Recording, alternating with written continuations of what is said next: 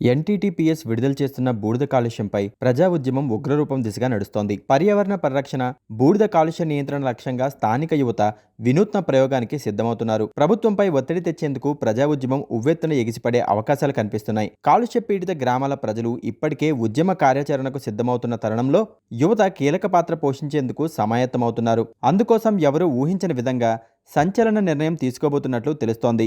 గతంలో తెలంగాణ రాష్ట్రంలో జరిగిన పసుపు ఉద్యమం తరహాలోనే బూడిద కాలుష్యంపై యుద్ధం చేసేందుకు సన్నాహాలు చేస్తున్నట్లు సమాచారం. ప్రజా ఉద్యమం ఉగ్రరూపం దిశగా అడుగులు వేస్తున్న తరుణంలో స్థానిక యువత వినూత్న ఉద్యమానికి శ్రీకారం చుడుతుంది. రానున్న సార్వత్రిక ఎన్నికల్లో మైలవరం అసెంబ్లీ స్థానానికి మూకుమ్మడి నామినేషన్లు దాఖలు చేసేందుకు సన్నాహాలు చేస్తున్నట్లు తెలుస్తుంది.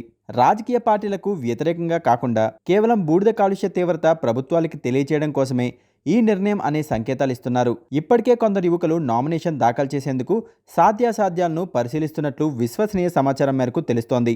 బూడిద కాలుష్యంపై ఫిర్యాదులు, ఉత్తరాలు, నిరసనలతో పాటు నామినేషన్ల ఘట్టం కూడా ఉద్యమ కార్యాచరణలో భాగం చేయనున్నట్లు తెలుస్తోంది.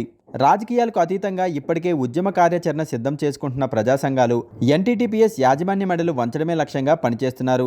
దేశవ్యాప్తంగా సంచలనం సృష్టించిన పసుపు ఉద్యమం ఆదర్శంగా తీసుకుంటున్న కొండపల్లి మున్సిపాలిటీ, ఇబ్రహీంపట్నం మండలం ప్రజలు స్వచ్ఛందంగా యుద్ధం చేసేందుకు సిద్ధం అవుతుండడంతో మైలవరం మరో సంచలనానికి కేంద్రంగా మారనుంది.